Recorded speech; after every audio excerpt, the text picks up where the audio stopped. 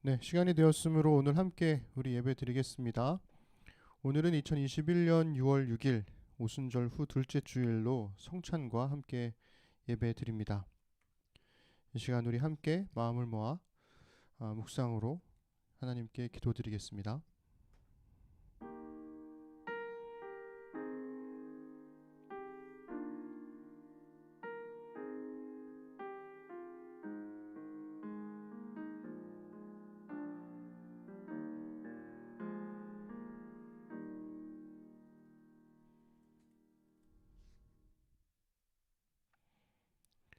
여호와여, 내가 깊은 곳에서 주께 부르짖었나이다. 주여, 내 소리를 들으시며 나의 부르짖는 소리에 귀를 기울이소서. 여호와여, 주께서 죄악을 지켜보실진데 주여, 누가 서리이까? 그러나 사유하심이 주께 있음은 주를 경외하게 하심이니이다. 나 곧 내 영혼은 여호와를 기다리며 나는 주의 말씀을 바라는도다. 파수꾼이 아침을 기다림보다 내 영혼이 주를 더 기다리나니 참으로 파수꾼이 아침을 기다림보다 더하도다. 아멘. 거기서 드리는 예배를 드릴 때는 찬양을 낭독을 하지요. 오늘은 한신구 박수희 부부의 가정에서 찬양 낭독을 할 건데요. 먼저 우리 수희 자매가 추천해준 찬양 은혜라는 찬양을 우리 박수희 자매가 낭독하도록 하겠습니다.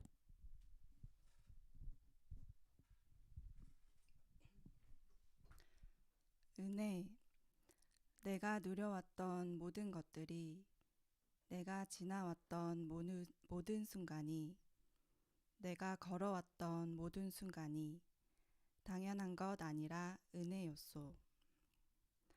아침 해가 뜨고 저녁의 노을, 봄의 꽃 향기와 가을의 열매, 변하는 계절의 모든 순간이 당연한 것 아니라 은혜였소.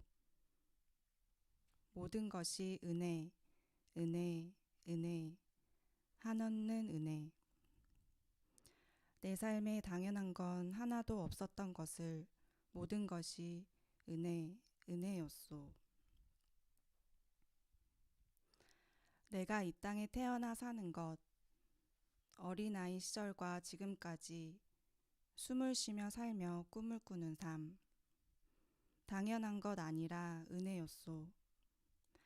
내가 하나님의 자녀로 살며 오늘 찬양하고 예배하는 삶, 복음을 전할 수 있는 축복이 당연한 것 아니라 은혜였소. 모든 것이 은혜, 은혜, 은혜, 한없는 은혜. 내 삶에 당연한 건 하나도 없었던 것을 모든 것이 은혜, 은혜였소.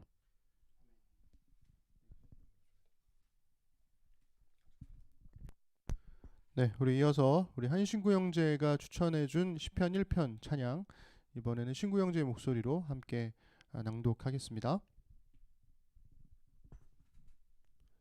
시편 1편. 복이 있는 사람은 악인의 길을 좇지 않으며 오직 여호와의 율법을 주야로 묵상하는도다.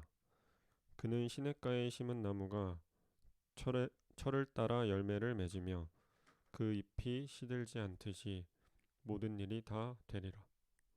주는 신실하시니 그는 성실하시니 의의 길을 따르라. 주의 길을. 주는 신실하시니 그는 성실하시니 의의 길을 따르라. 주의 길을.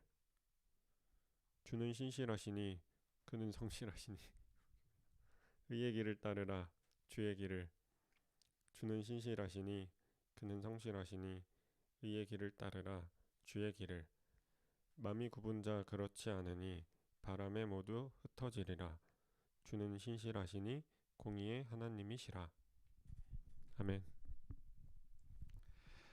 네, 우리 세 번째 찬양이죠. 아무것도 두려워 말라. 우리 이 찬양은 제가 오늘 설교와 함께 같이 연결해서 나누고 싶은 찬양이었는데요. 우리 함께 마찬가지로 낭독하도록 하겠습니다. 아무것도 두려워 말라. 주 나의 하나님이 지켜주시네. 놀라지 마라. 겁내지 마라. 주님 나를 지켜주시네. 내 마음이 힘에 겨워 지칠지라도 주님 나를 지켜주시네. 세상의 험한 풍파 몰아칠 때도 주님 나를 지켜주시네. 주님은 나의 산성, 주님은 나의 요새, 주님은 나의 소망, 나의 힘이 되신 여호와. 아멘. 네, 우리 이 시간은 함께 드리는 기도 하도록 하겠습니다. 첫 번째는 주의 위로가 주를 의지하여 예배드리는 모든 이들에게 임할 수 있도록 기도합시다. 두 번째는 나라와 교회를 위해서 백신 접종이 순탄하게 진행되고 있는데요. 백신 이상 반응 없이 안정을 되찾을 수 있도록 또 여러 불안한 마음들이 잠잠해질 수 있도록 기도해 주시면 좋겠습니다. 또한 하나님의 말씀 앞에 겸손하게 사람을 살리는 일에 주의 말씀을 사용하는 그리스도인 될 수 있도록 함께 기도합시다. 이번에는 심는 사람들을 위한 기도가 좀 많은데요. 우리 6월 2일에 태어난 우리 기쁨이가 건강하게 잘 자라갈 수 있도록 또 우리 품에 보내주심에 감사하는 기도를 드렸으면 좋겠고, 또 지은 부모에게 한없는 지혜와 사랑을 베풀어 주시기를, 또 이제 곧 보미자매가 출산을 앞두고 있죠. 세미자매도 마찬가지고요. 두 사람을 위해서 또 태중의 라온이와 여름이를 위해서 기도해 주시면 감사하겠습니다. 어제 들어보니까 세미자매 또 감기 몸살이 와서 많이 힘들어하는 것 같은데 위해서 회복을 위해서 기도해 주시면 좋겠습니다. 지하자매 어머님의 건강을 위해서도 기도해 주십시오. 이따 광고할 때 말씀드리겠지만 수술 가능성을 앞두고 있는데요. 회복을 위해 기도하고 또 지하자매 어머님을 긍휼히 여길 수 있도록 우리 기도해 주시면 좋겠습니다. 또 새로운 길을 찾기 위해 멈춘 수철 형제의 길에 앞서 가시면서 그의 길을 인도해 주시기를 이 시간 우리 함께 마음 모아 소리내어 기도하겠습니다. 전능하신 아버지 하나님 감사드립니다. 변치 않으시는 주님의 은혜가 각 가정에서 예배하는 모든 사람들의 마음속에 함께 하시기를 소망합니다. 예배드리는 이들에게 주의 위로가 임하도록 도와주시고 하나님의 사랑이, 하나님의 격려가, 하나님의 이끄심이 변함없이 함께하도록 인도하여 주옵소서. 백신 접종이 순탄하게 이루어져 가기를 소망합니다. 주님, 백신 이상 반응이 없도록, 그로 인해서 고통받는 사람이 없도록 지켜주시고 그 안에서 이 땅의 그리스도인들이 하나님 말씀 앞에 겸손하게 사람을 살리는 일에 주의 말씀을 사용하도록 인도하여 주옵소서. 서로 정죄하고 서로 비난하고 비판하는 일에 하나님의 말씀을 사용하지 않도록 주님 붙들어 주시길 소망합니다. 하나님, 우리 기쁨이를 건강하게 우리 품에 보내주셔서 감사드립니다. 지은 부부가 기쁨이를 하나님 안에서 주의 자녀로 잘 키울 수 있도록 도와주시고 우리가 또한 두 사람과 기쁨이를 공동 양육자로 함께 섬기며 함께 세워나갈 수 있도록 주님 도와주시길 소망합니다. 조리원에서 시간 보내고 또 아이를 어떻게 키울 수 있을까를 배우고 공부하게 될 우리 지은 자매와 또 지은 형제를 위해서 주님 붙들어 주옵소서. 출산을 앞두고 있는 보미 자매와 세미 자매에게 함께 해주시기를 원합니다. 몸도 마음도 많이 지쳐 있을 수 있겠는데 건강하게 잘 출산할 수 있도록 남은 기간들 주님께서 함께 해주시고 태중의 라온이와 또 여름이를 주님 붙들어 주시기를 소망합니다. 지하자매 어머님을 위해서 기도합니다.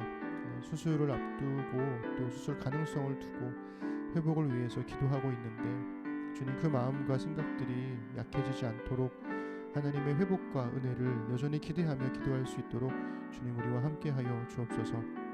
특별히 마음이 많이 약해진 우리 지하자매 어머님의 그 마음을 주님 지켜주시고 긍휼히 여겨주셔서 그 마음에 다시 소망을 얻을 수 있도록 주님 인도하여 주옵소서. 새로운 길을 찾기 위해 멈춘 수철 형제의 길에 하나님께서 앞서가 주시기를 소망합니다.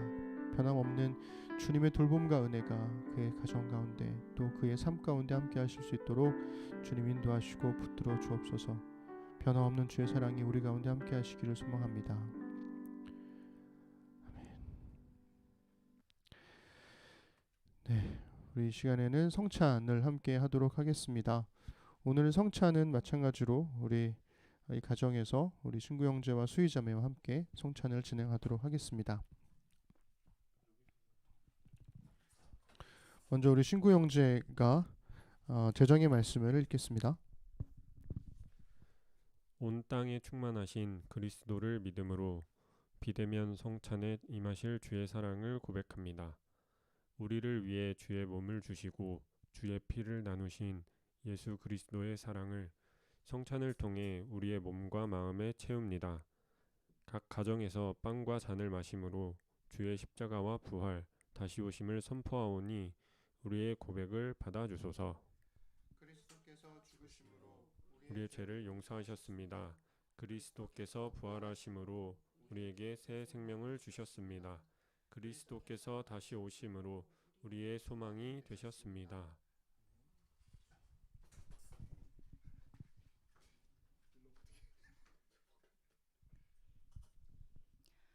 우리가 나누는 빵은 주님의 몸으로 맺은 새 언약입니다.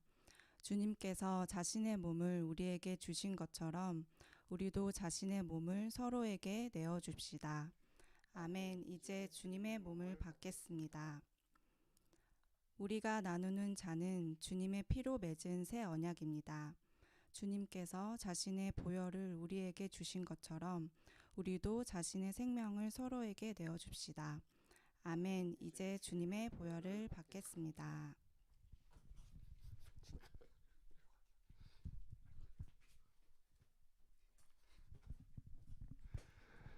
네, 우리 각 가정에서 빵과 잔을 함께 나누시고 성찬을 나눴으면 좋겠습니다.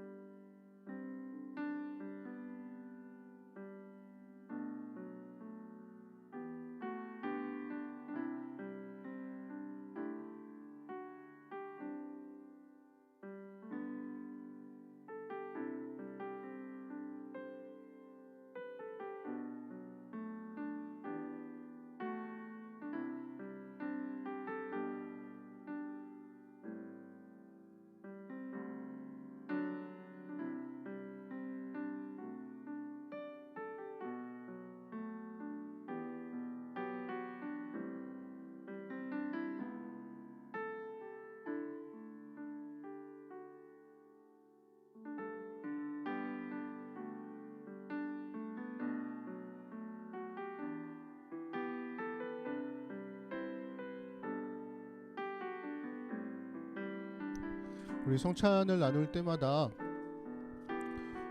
우리에게 베푸신 예수님의 사랑을 기억하는 것 역시 중요하지만 그 사랑을 우리가 함께 나누어야 한다는 것도 잊지 않았으면 좋겠습니다. 주께서 베푸신 몸과 또 피를 우리도 우리의 형제와 자매들을 위해서 나눌 수 있는 삶이 될 수 있도록 그런 마음을 가지고 성찬에 참여해 주셨으면 좋겠고요. 잠시 동안만 우리 그것을 마음속에 새기며 우리 묵상했으면 좋겠습니다.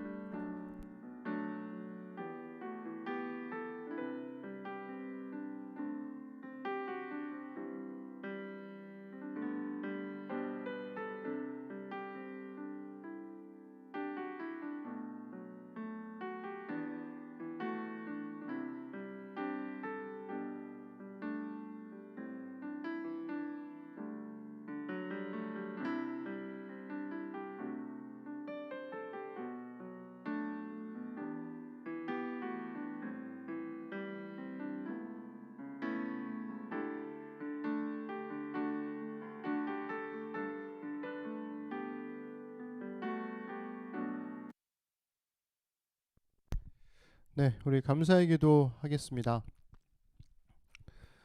사랑의 주님, 우리가 이 성찬에 참여함으로 주의 사랑을 닮아가며 예수님처럼 서로 사랑하겠다고 고백했습니다. 우리 입술의 고백이 손과 발에 담긴 마음으로 서로의 삶에서 드러나게 하소서. 예수님처럼 끝까지 사랑함으로 서로를 용서하고 예수님처럼 먼저 다가감으로 은혜를 베풀며 예수님처럼 착한 행실로 세상에 선을 행하여 하나님 아버지께 영광 돌리는 삶을 살게 하소서. 예수님 이름으로 기도합니다. 아멘. 네, 우리 심는 사람들 소식 전하겠습니다. 코로나 거리두기 2단계 및 5인 이상 집합 금지로 우리 실시간 예배로 계속 드리고 있고요. 매월 첫 주에는 우리 거기서 드리는 예배로 우리 교회 집에 방문해서 성찬과 함께 예배를 드리고 있는데요. 오늘은 우리 신구 수의 가정에서 함께 예배를 드리고 있습니다. 두 분의 환대에 정말 감사드립니다. 지난주에 우리 소그룹 심는 예배를 함께 처음으로 드려봤는데요. 그때 예배를 섬겨준 모든 심는 사람들께 감사를 드리고 또 소그룹을 통해서 서로에게 위로와 도전이 있는 또 그랬기를 간절히 소망합니다. 지난주에 예배 못하신 분들은 어제 또 예배를 드리셨는데요. 다양한 모습으로 우리 소그룹들이 작게나마 서로에게 힘이 되었으면 좋겠다는 생각을 하게 됩니다. 여러분들이 설문해 주신 걸 바탕으로 해서 운영이가 또 논의를 해서 또 부담되지 않는 선에서 그리고 적절하게 진행할 수 있도록 너무 속도감 있지 않게 할 테니까 같이 기도해 주시고 또 운영이를 위해서도 많이 격려해 주시면 감사하겠습니다. 내일부터 말씀 묵상 시즌5 열왕기상 편이 시작됩니다. 꽤 오랜 시간 쉬었는데 다시 이제 시작을 할 시즌이 돌아왔습니다. 그래서 매년 한 6월쯤에 이제 시즌을 시작하게 되더라고요. 그래서 이제 오순절도 시작됐고 했으니까 오순절 후의 일상들 교회력을 따라서 지나가고 있으니까요. 하나님 말씀을 마음에 심는 우리 말씀 묵상이 되어서 하나님 말씀이 이끄는 삶을 살아가는 우리 심는 사람들이 되었으면 좋겠습니다. 또 말씀 묵상을 진행하게 될 저를 위해서도 기도해 주시면 감사하겠습니다. 네, 여러분 드디어 우리 다 소식을 알고 있지만 6월 2일 날 기쁨이가 세상에 태어났습니다. 예. 네, 2주간 이제 조리원에서 생활을 하면 이제 엄마 수업을 받게 될 우리 지은 자매와 또 아빠 공부를 할 우리 지훈 형제를 위해서 기도해 주시면 좋겠습니다. 기쁨이의 탄생을 정말 환영하고 또 많은 관심과 또 기쁨이를 통해서 우리 모두에게 임했으면 좋겠습니다. 우리 그 단톡방에서도 소개를 했지만 수철 형제가 퇴사하고 또 새로운 길을 찾는 시간을 갖고 있습니다. 그간 고생했던 삶을 좀 위로하고 하나님께서 앞서가시면서 또 예배하실 길을 발견해 갈 수 있도록 우리 수철 형제를 위해서 기도해 주시고요. 또한 아내인 하은 자매의 마음에도 주의 함께 하심으로 인한 용기를 얻도록 계속해서 우리 두 사람을 위해서 기도해 주시면 좋겠습니다.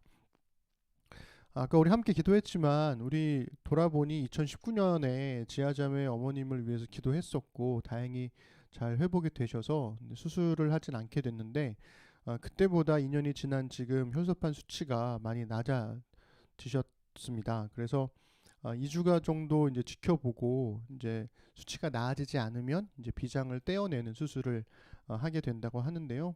이게 수술을 한다고 했을 때 그 이후에 경과가 어떻게 될지 이렇게 장담할 수가 없는 상황이어서 여러 가지로 많이 마음이 좀 어려운 상태입니다. 마음이 많이 약해지시는 우리 어머님과 또 곁에서 돌보는 지아자매를 위해서 계속해서 기도해 주시면 좋겠습니다. 정민 형제 어머님께서도 이제 지난번에 넘어지셔서 타박상 때문에 좀 고생을 하셨는데요. 회복 중이신데 장 기능이 꽤 오래전부터 안 좋으셨더라고요. 그래서 약을 드시면서 이제 경과를 보고 있는 중입니다. 또 어머니의 회복과 또 돌보시는 아버님을 위해서 또 가족들을 위해서 같이 기도해 주시면 좋겠습니다. 희원 자매가 퇴사 후에 사회복지사 2급을 취득하려고 이제 준비를 하고 있는데요.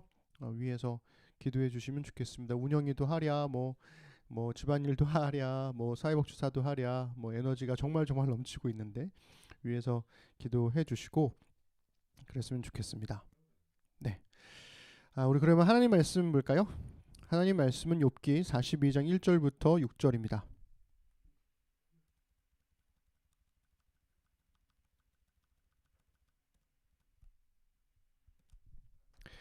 네, 우리 함께 읽겠습니다.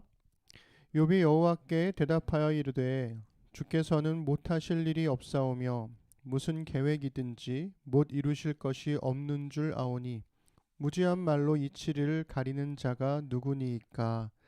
나는 깨닫지도 못한 일을 말하였고 스스로 알 수도 없고 헤아리기도 어려운 일을 말하였나이다. 내가 말하겠사오니 주는 들으시고 내가 주께 묻겠사오니 주여 내게 알게 하옵소서. 내가 주께 대하여 귀로 듣기만 하였사오나 이제는 눈으로 주를 배옵나이다. 그러므로 내가 스스로 거두어 드리고 티끌과 제 가운데에서 회개하나이다. 아멘. 네, 오늘은 위로라는 제목으로 하나님 말씀 함께 나누겠습니다. 네, 심는 사람들의 배려로 두 번째 안식 주간을 보냈습니다. 우리 옆에 신구 형제와 수희 자매도 카메라에 나오고 있는데 많이 어색할 수 있겠지만 그러나 함께 예배해주면 좋겠습니다. 네, 두 번째 안식 주간을 잘 다녀왔고요. 처음에는 여행도 가볼까 이런 생각도 해봤는데 산 위에 등원도 있고 해서 그냥 집에서 잘 쉬었습니다. 뭐 산책도 하고 또 수철 형제랑 등산도 하고 그리고 책도 읽고 또 영화도 보고 여러 가지 시간들을 보냈습니다. 제일 고무적이었던 건 3일 연속으로 제가 노트북을 켜지 않았다는 거. 엄청난 저의 개인적으로는 엄청난 사건이었는데 어쨌든 그랬고 늘 시간에 쫓기던 긴장이 좀 풀어지니까 여기저기 아픈 곳이 생겨나더라고요. 그래서 어른들이 일하시다가 멈추면 아프다고 그러잖아요. 근데 그게 왜 그런지를 이제 조금은 좀 알 것 같은 그런 나이가 되지 않았나라는 생각이 좀 들었습니다. 그 와중에 각자 형편에 따라서 소그룹 예배를 드려주셔서 정말 감사드립니다. 예배를 준비하며 수고한 운영이에게도 감사를 드리고요. 그렇게 잠깐이라도 얼굴을 보며 교제를 했다면 그렇게 알게 된 서로의 소식들을 서로를 위한 기도로 이어갈 수 있는 우리 심는 사람들이 되어주시기를 한 번 더 부탁을 드립니다. 최근 경제학자 김재수 교수의 청소년 매일 성경에 관한 이야기가 논쟁이 많이 되고 있다고 하네요. 우리 단톡방에서 금요일날 찬미 형제가 올려줘서 제가 깜짝 놀랐는데 왜냐면 제가 목요일날 그 설교의 앞부분 프롤로그를 다 쓰고 난 상태여서 다음날 딱 왔을 때 이제 그게 마치 영화의 스포가 된 것 같은 그런 느낌이어서 살짝 당황을 하긴 했지만 그러나 그래서 얘기를 할까 말까 하다가 설교 때 어차피 할 거니까 좀 기다리자 해서 제가 좀 말을 아꼈습니다. 뭐 다양한 고민들이 있을 수 있겠지만 뭐 내용은 이런 거였습니다. 성서 유니온에서 발행하는 청소년 매일 성경에 글을 연재하던 이 김재순 교수님이 2021년 3, 4월호에 올렸던 글과 또 4, 5월호에 올렸던 이 두 개의 글이 좀 문제가 되었다고 하는 건데요. 포도원 품꾼 비유, 그 다음에 한 달란트 받은 사람 이 두 가지 글에 대해서 많은 사람들이 이제 뭐 각 비유를 이 두 가지 비유를 능력주의의 관점에서 볼 게 아니라 혹은 승자의 관점에서만 볼 게 아니라 좀 뒤집어서 을의 입장에서 한번 생각해보자 뭐 이런 식의 질문을 던진 거였죠. 말 그대로 질문을 던진 거였죠. 그래서 막상 그 글을 읽어보면 그렇게 해석했을 때 어떻게 이 말씀을 적용할 수 있는지 뭐 이런 내용들은 없고 질문을 던진 거였습니다. 근데 이 보수적 기독교 단체들의 여러 항의 때문에 결국 성서 유니온은 김재순 교수의 연재를 중단을 갑자기 해버렸고 청월함에 대한 후원도 중단하게 되었다는 거죠. 전체 내용은 뭐 그런 건데 뭐 우리 교회로서는 우리 여러분들도 그렇겠지만 이렇게 쉽게 납득은 되지 않는 뭐 그런 거죠. 제가 이제 문제를 제기하고 싶은 건 관점에 따라서 누군가의 성경 해석을 비판할 수 있죠. 그러니까 저의 성경 해석도 비판할 수 있고 비난할 수 있습니다. 그리고 논쟁할 수 있죠. 그런데 그것을 옳고 그름의 문제로 정죄하는 것은 이게 전혀 다른 문제가 되는 겁니다. 하나님의 말씀인 성경은 사람에게 열려있는 책이거든요. 그래서 다양한 해석이 공존하고 그런 해석이 정말 그러한가를 물을 수 있어야 한다고 생각합니다. 새로운 해석이 정답은 아닐지라도 그러나 우리의 삶에 아주 중요한 질문을 던질 수는 있고 사실은 그게 성경 해석의 역사이기도 했죠. 각 교회에서 목사를 통해서 전해지는 하나님의 말씀이 진리로 선포되더라도 그것이 성경을 연구하는 학문의 영역에서 혹은 그것을 적용하는 성도들의 영역에서는 다양한 질문과 대화가 공존해야 한다고 생각합니다. 하나의 해석만을 강요하는 것이야말로 사실은 강압적인 독재와 획일화된 공산주의와 뭐가 다를까 이런 생각을 하게 되는 거죠. 지금도 전 세계의 훌륭한 학자들은 본문을 연구하고 또 새로운 해석과 또 적용들을 제안을 하고 있습니다. 교회가 시작된 이래 한 번도 멈춘 적이 없던 일이었거든요. 물론 때로는 획일화된 해석으로 잘못된 길을 가기도 했죠. 그래서 그것으로 인해서 뭐 종교개혁이 일어나기도 하고 이런 일들이 벌어졌잖아요. 그렇지만 늘 그랬던 것처럼 또 다른 새로운 해석이 개혁과 갱신을 이루어 가기도 했다는 것을 우리가 잊지 말아야 하겠습니다. 그렇기 때문에 우리의 해석이 틀릴 수 있다는 것을 인정하는 것이야말로 하나님 말씀 앞에서의 겸손이 아닐까 이런 생각을 해보게 됩니다. 그런 의미에서 새로운 학자들의 성경 연구를 공부하고 또 설교를 통해서 배우는 교우들에게 성경 해석의 여지를 넓혀주는 것이 저는 목회자의 되게 중요한 의무 중에 하나라고 생각하거든요. 그 다양한 학자들이나 다양한 사람들의 다양한 성경 해석들의 여러 가지 단면들을 계속해서 제공해주고 그래서 질문거리를 던지고 그것을 가지고 함께 고민하게끔 하는 것이 목회자의 중요한 소명이지 하나의 대답만을 가지고 이것만이 옳다 이렇게 말하는 것은 저는 하나님 말씀을 호도하는 것이 아닐까라는 생각을 하고 있습니다. 예를 들면 우리 지난번에 설교할 때 마가복음 1장 41절에서 불쌍히 여기사를 우리 분노하사로 읽으면 어떻게 읽을 수 있을까에 관해서 말씀을 나누었었잖아요. 불쌍히 여기사로 읽어도 하나님 말씀을 해석할 수 있습니다. 적용할 수 있죠. 그러나 분노하사로 읽어도 나름의 적절한 읽기와 적용이 가능할 수 있다라는 거죠. 그래서 새로운 연구를 바탕으로 성경을 낯설게 읽기를 하는 그런 노력들이 우리의 신앙을 훨씬 더 풍성하게 만들어 준다라는 거죠. 그래서 앞으로 몇 주 동안 저는 우리가 익숙하게 읽어왔던 본문들을 좀 새롭게 읽을 수 있는 학자들의 새로운 연구들을 좀 반영을 해서 그것을 가지고 하나님 말씀을 좀 나누려고 합니다. 안식 주간을 통해서 제가 그냥 쉬기만 한 건 아니라 이런저런 고민들을 같이 했었거든요. 그리고 거기서 얻어진 것들을 여러분들에게 또 함께 나누는 것도 되게 중요한 문제라는 생각이 들어요. 그래서 안식 주간의 선물처럼 주어진 저의 배움이 우리 심는 사람들에게도 말씀의 선물이 되기를 바라는 마음으로 오늘 설교에도 함께 참여해 주시면 좋겠습니다. 네, 오늘 우리가 새롭게 읽은 말씀은 욥기의 마지막 장이죠. 우리 여러분들 잘 아시겠지만 욥기를 한 번도 읽어보지 않으신 분들이 있을 수도 있잖아요. 근데 그런 분들이라면 우리 그 성경 산책 욥기 편 읽어보시면 전체적인 흐름을 이해하시는 데 도움이 되실 겁니다. 근데 오늘 우리의 목표는 욥기 전체를 설명하는 게 아니라 욥기의 마지막 장 42장 6절을 어떻게 읽을 것인가에 주안점을 두고 말씀을 나누려고 해요. 성경에서 가장 억울한 두 사람을 뽑으라면 신약에서는 예수님이 있겠지만 구약에서는 욥이 될 겁니다. 하나님 앞에 신실했던 욥이 어느 날 갑자기 닥친 재앙 때문에 하루아침에 모든 가족과 재산을 다 빼앗겼다는 거죠. 그리고 그 욥에 대해서 욥의 세 친구는 너가 잘못한 게 있으니까 하나님께서 벌을 내리신 거야 라고 이야기하면서 욥에게 회개하라고 권고합니다. 하지만 욥은 내가 잘못한 게 없는데 왜 회개를 해야 되냐, 오히려 하나님께서 내게 말씀하셔야 된다 라고 이야기를 하면서 하나님의 응답을 요구하죠. 그리고 오랜 대화와 논쟁 끝에 하나님께서 나타나셔서 하나님께서 말씀하시고 그리고 그제서야 욥이 회개했다라는 게 욥기 42장 1절부터 6절에 있는 말씀입니다. 우리 시작할 때 읽었지만 우리 한 번 더 읽어보도록 하겠습니다.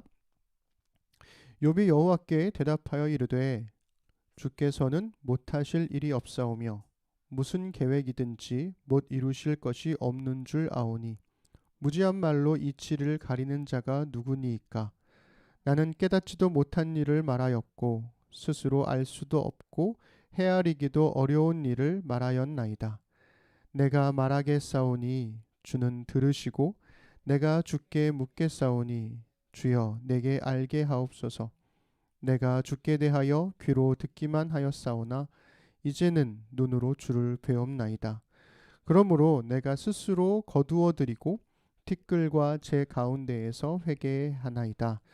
아멘.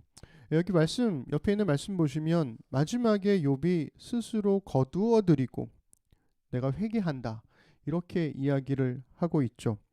그런데 이 바로 다음 절에 나오는 7절에 보시면 하나님께서 새 친구의 말이 맞는 게 아니라 욥의 말이 맞다. 욥의 말이 옳다. 이렇게 말씀하신다는 거죠. 우리 바로 이어지는 7절 함께 읽겠습니다. 시작.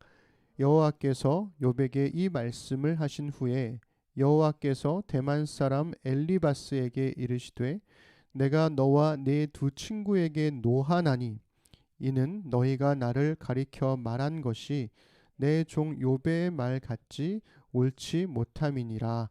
아멘. 하나님께서 욥의 세 친구에게 화를 내신다는 거죠. 그리고 욥의 말이 옳다 이렇게 말씀하십니다. 여기서 이제 궁금함이 생기는 거예요. 하나님의 말씀대로 욥이 옳았다면, 욥이 옳다면 욥은 도대체 무엇을 회개한 것일까? 아니, 왜 회개를 했을까라는 질문이 생긴다라는 거죠. 물론 회개 이유에 대해서 다양한 해석이 가능합니다. 성경 산책에 거기에도 보면 제가 욥이 회개했다 이렇게 이야기를 했었거든요. 그러니까 회개로 해석을 하더라도 그 나름의 의미들을 발견할 수는 있을 거예요. 하지만 우리의 질문은 여기서부터 한번 시작해 보자는 겁니다. 욥이 옳다면 그는 왜 회개를 한 것일까? 근데 우리가 이제 욥기에 들어가기에 앞서서 정말 중요한 게 뭐냐면 욥기를 읽을 때 중요한 포인트 두 가지가 있는데요. 하나는 욥은 자신의 고난받는 이유를 모른다는 거. 그거를 우리가 잘 계속해서 마음에 새기면서 욥기를 읽어 나가야 됩니다. 우리는 이미 욥기 1장을 읽었기 때문에 욥이 고난받는 이유를 알잖아요. 근데 욥은 모르더라는 거죠. 그러니까 하나님과 사탄의 내기를 우리는 알고 있지만 욥은 그걸 모르잖아요. 그리고 두 번째는 욥은 자신이 복을 받는 이유도 모른다는 거예요. 이건 되게 중요한 포인트입니다. 왜 복을 받는 것인지. 물론 욥기 읽어보시면 욥의 신실함이 그가 받은 복의 이유인 것처럼 시작이 되고 있어요. 왜냐하면 욥이 얼마나 신실한지 쭉 나오니까.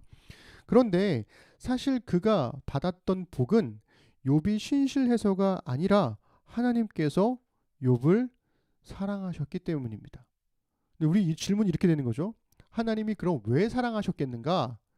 욥이 신실했으니까 사랑하신 거 아니야? 이렇게 질문이 오가잖아요. 그게 사탄이 던진 질문이었어요. 그 사탄은 욥이 하나님께서 주신 복 때문에 하나님을 사랑했고 그 복을 받았으니까 하나님도 그렇게 신실한 욥을 사랑하신 거 아니냐? 즉 사랑의 이유가 있다라고 얘기하는 거예요. 예배하는 이유가 있다. 그것을 사탄은 까닭 없이 라는 말로 드러냈습니다. 우리 욥기 1장 9절부터 11절 사탄의 말을 우리 함께 읽어보도록 하지요. 천천히 읽겠습니다. 시작. 사탄이 여호와께 대답하여 이르되 욥이 어찌 까닭 없이 하나님을 경외하리이까?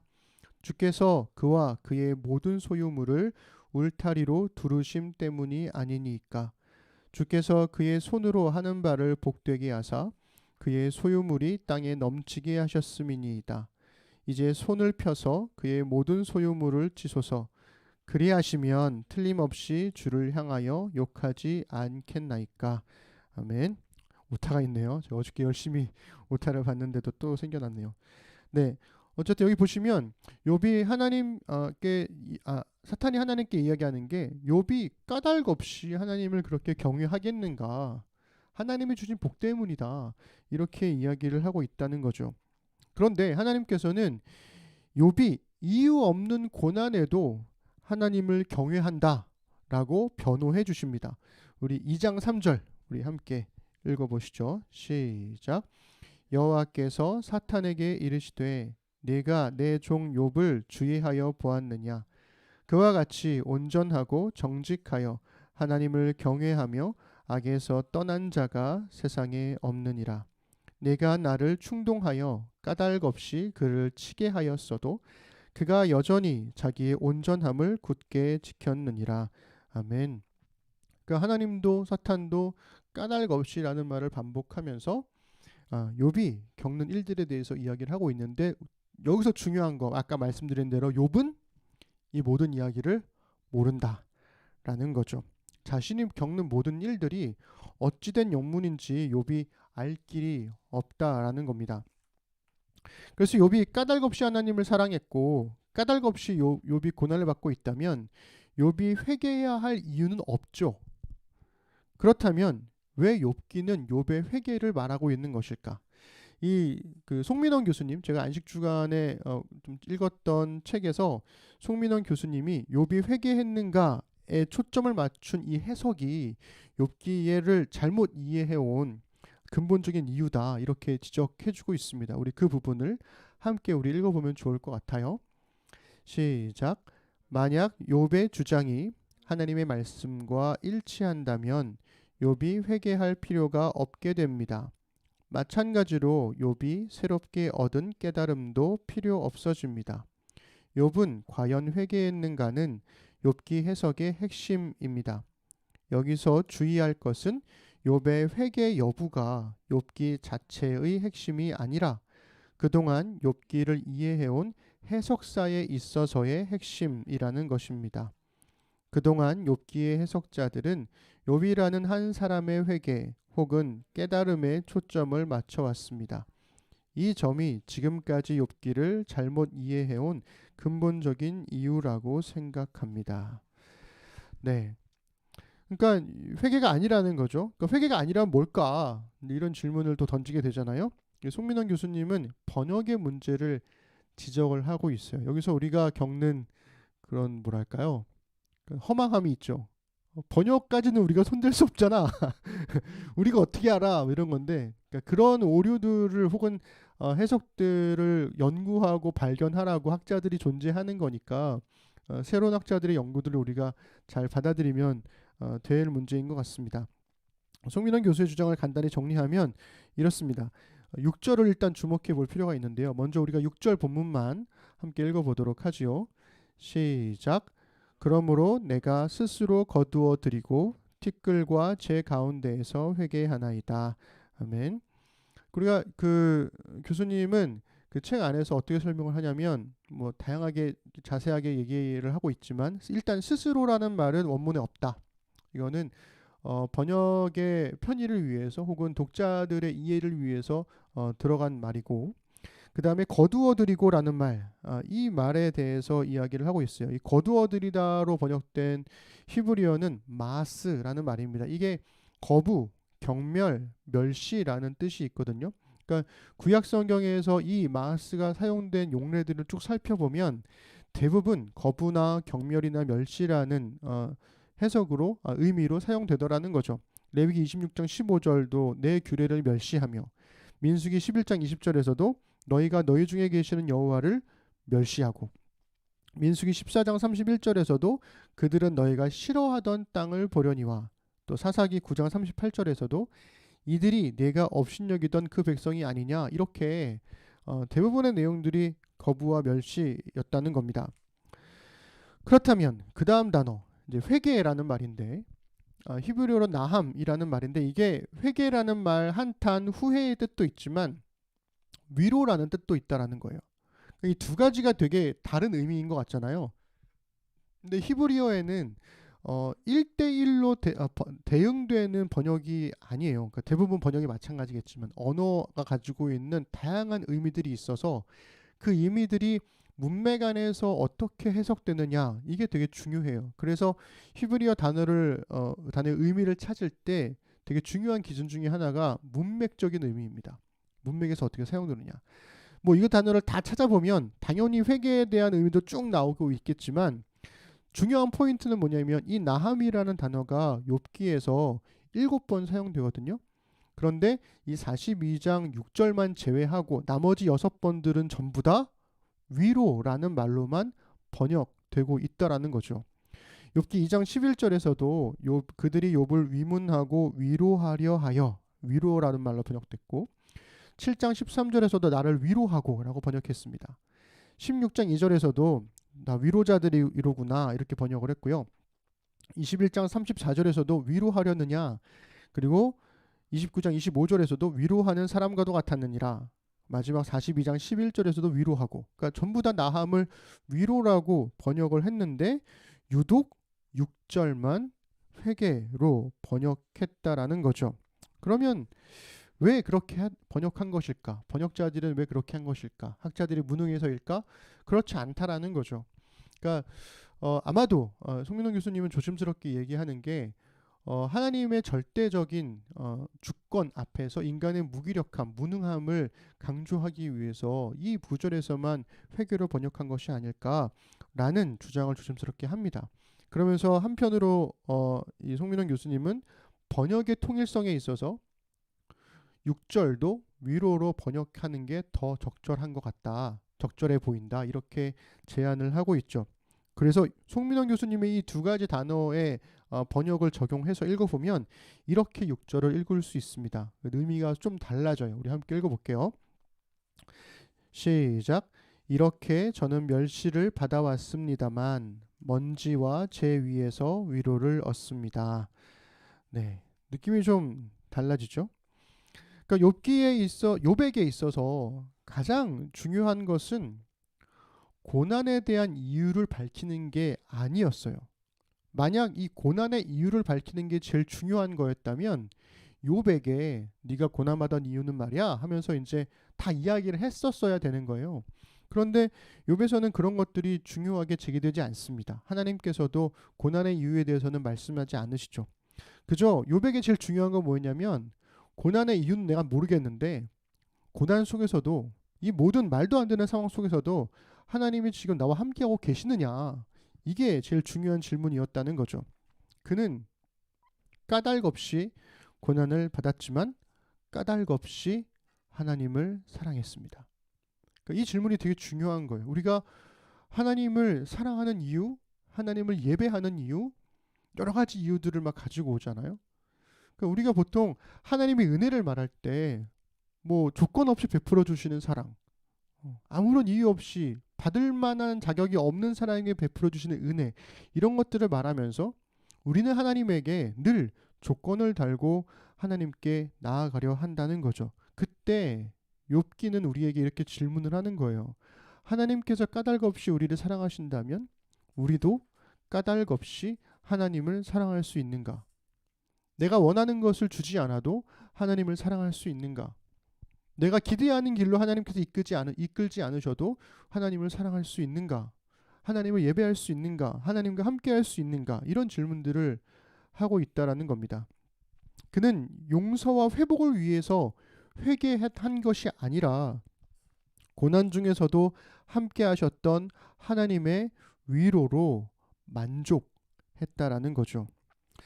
사실 이 송민원 교수님은 오늘 우리의 본문인 42장 1절부터 6절, 특히나 이제 2절부터 6절의 번역을 주의 깊게 살펴보면서 새로운 읽기를 제안하시는데요. 우리가 시작할 때는 개역개정 본문을 읽었으니까 마무리할 때는 송민원 교수님이 번역한 사역으로 2절부터 6절을 함께 읽어보면 좋겠습니다.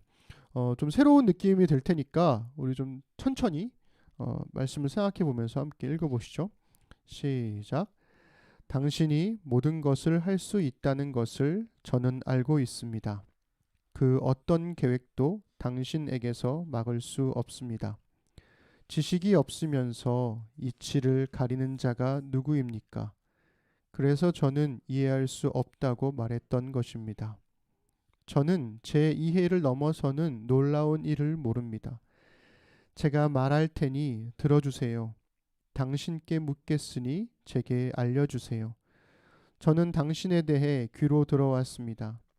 이제 제 눈이 당신을 봅니다. 이렇게 저는 멸시를 받아왔습니다만 먼지와 제 위에서 위로를 얻습니다. 아멘. 그러니까 여기 이렇게 번역된 말씀들을 보면 욥이 하나님의 전능하신 주권을 인정하고 있고, 그것을 이해하려고 했던 자신의 모습이 되게 부족함을 고백을 하고 있고, 나는 이해할 수 없습니다 라는 말로 사람의 낮음을 고백하고 있다라는 거죠. 그러면서 내가 이렇게 수많은 멸실들을 받아왔지만 내가 하나님이 함께 하심 때문에 먼지와 재 위에서 위로를 얻습니다라고 이야기를 하고 있어요. 마지막 구절이 저는 참 뭐랄까요, 한편으로는 말끔하게 해소되지 않는 것 같은 느낌이기도 하면서 한편으로는 되게 좀 짠했던 게, 여전히 욥은 먼지와 재 위에서 있더라는 거죠. 물론 6절 이후에 내용들을 가보면 하나님께서 결국에는 다 회복해 주셨다 이런 이야기로 끝나지만, 이 응답이 있을 때까지, 그리고 이 응답을 받을 때까지, 욥이 하나님을 만나기까지 그는 여전히 먼지와 재 위에 있었고, 이후에 베풀어지는 복 때문에 위로를 얻었다고 말하는 것이 아니라 여전히 고난 중에 있으면서도 그 위에서 하나님의 위로로 만족하더라는 것입니다. 욥이 경험했던 위로는 고난 중에서도 함께 하셨던 하나님을 재발견한 것이라고 생각합니다. 욥기 1장에서 사탄과 논쟁을 하신 하나님의 시선이 욥기 42장에 이르기까지 한결같이 욥을 향해 있었다라는 것. 비록 욥은 하나님이 안 계신 것 같고 하나님이 침묵하시는 것 같고 하나님이 보이지 않는 것처럼 느꼈지만, 그것은 어디까지나 그냥 느낌이었다는 거지 진리, 진실은 아니었다는 것을 알 수 있습니다. 그가 알지 못하는 인생 너머에 진짜 현실은 하나님께서 변함없이 욥과 함께 하시며 욥을 주목하셨다는 거죠. 여러분, 우리는 이유를 알고 싶어 합니다. 그래서 온갖 설명에 마음을 빼앗기기도 하죠. 이유를 모르면 패배자가 될 수밖에 없다는 듯이 우리는 인생과 성공에 관한 수많은 이유들을 말해주는 책들에도 우리의 시선을 빼앗기곤 합니다. 이유를 모르면 답답하잖아요. 힘들잖아요. 그래서 이해가 되는 설명, 우리가 그것을 되게 이렇게 뭐랄까요, 추구한다, 열망한다, 거기에 이렇게 목을 매는 것 같아요. 그런데 여러분, 한번 생각해 봅시다. 이 세상은 이해가 되는 설명으로 굴러가지 않아요. 이 세상은 이해할 수 없는 하나님의 통치로 굴러갑니다. 그래서 우리에게 필요한 건 이해가 되는 설명도 물론 필요하겠죠. 그러나 그것이 내 삶을 규정하거나 정해주거나 이끌어가지는 않는다라는 거예요. 이해할 수 없는 하나님의 위로가 우리에게 절실히 필요한 게 아닐까라는 생각이 듭니다. 제가 종종 그런 얘기하지 않습니까? 나는 시험에 왜 떨어진 걸까? 나는 왜 이런 일들이 안 되는 걸까? 거기에 대한 수많은 이유들을 누군가가 설득력 있게 이야기를 하면 그것이 맞는 것 같아. 그래서 그 부분을 또 채우려고 하는 거에 있어서는 충분히 유용할 수 있겠지만, 과연 그러하냐라고 했을 때는 장담할 수 없는 부분들이 굉장히 많다라는 거죠. 우리가 이해되는 설명에 목을 메고 있는 동안 사실 우리가 이해할 수 없는 하나님의 통치에는 눈을 감고 있는 것이 아닐까라는 생각을 하게 됩니다. 심는 사람들이 어디에서 무슨 일을 하든 또 무슨 일을 만나든 하나님의 위로가 여러분들과 함께하기를 기도합니다. 우리 서로가 서로에게 하나님의 위로가 되는 사람들이 되었으면 좋겠습니다. 여러분들이 머물게 된 고난의 자리에 저도 함께 있다는 것이, 그리고 제가 머물게 된 슬픔의 자리에 여러분들이 함께 있다는 것이, 우리가 서로가 서로의 자리에 함께 있다는 것이, 무엇보다 우리를 사랑하시는 하나님께서 고난 중에도 우리와 함께 하신다는 것이 이 세상을 살아가는 우리에게 정말 큰 위로가 되었으면 좋겠습니다.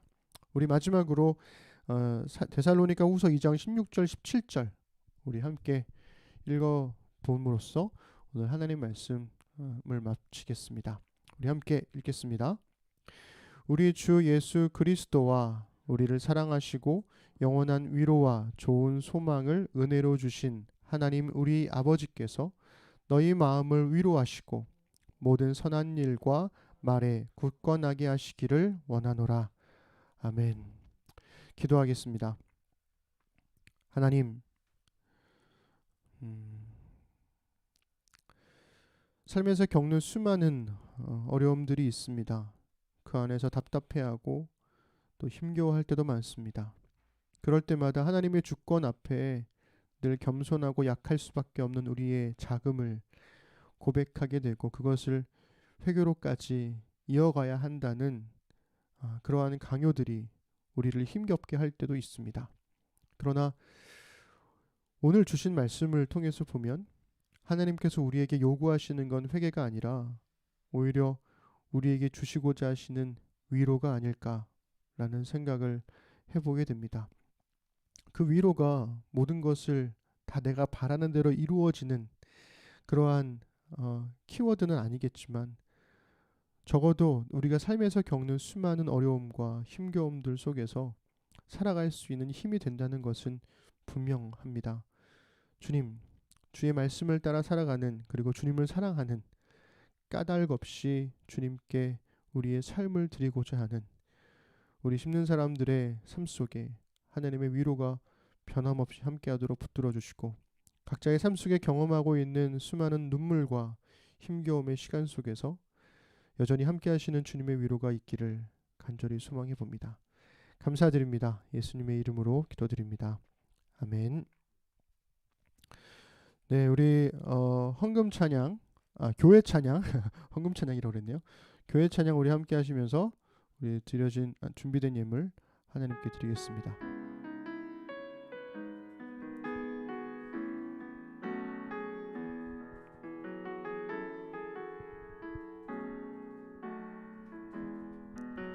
사람이 넘치기보다 사람이 넘치기보다 사랑이 넘치는 교회 섬김을 원하기보다 섬김의 기쁨 알아가는 교회 세상이 주목하기보다 주님이 주목하는 교회 화려한 겉모습보다 중심이 주를 향한 교회 주님이 피로 사신 아름다운 교회 서로를 사랑함으로 하나 되는 교회 주님이 머리 되신 거룩한 교회 우리 함께 만들어 가요. 아멘. 우리 시간 드려진 예물과 우리의 신앙 고백으로 함께 하나님께 올려드리겠습니다. 나는 전능하신 아버지 하나님 천지의 창조주를 믿습니다. 나는 그의 유일하신 아들 우리 주 예수 그리스도를 믿습니다. 그는 성령으로 잉태되어 동정녀 마리아에게서 나시고 본디오 빌라도에게 고난을 받아 십자가에 못 박혀 죽으시고 장사된 지 사흘 만에 죽은 자 가운데서 다시 살아나셨으며 하늘에 오르시어 전능하신 아버지 하나님 우편에 앉아 계시다가 거기로부터 살아있는 자와 죽은 자를 심판하러 오십니다. 나는 성령을 믿으며 거룩한 공교회와 성도의 교제와 죄를 용서받는 것과 몸의 부활과 영생을 믿습니다. 아멘. 하나님, 이 시간 주신 말씀을 따라 함께 살아갈 날들을 신실하게 살겠다는 의미로 헌금을 드리고 신앙을 고백했습니다. 말씀이 삶으로 배어나와 우리 삶의 자리에 은혜의 흔적이 남게 하소서. 능히 너희를 보호하사 거침이 없게 하시고 너희로 그 영광 앞에 흠이 없이 기쁨으로 서게 하시리. 곧 우리 구주 홀로 하나이신 하나님께 우리 주 예수 그리스도로 말미암아 영광과 위엄과 권력과 권세가 영원 전부터 이제와 영원토록 있을지어다. 아멘.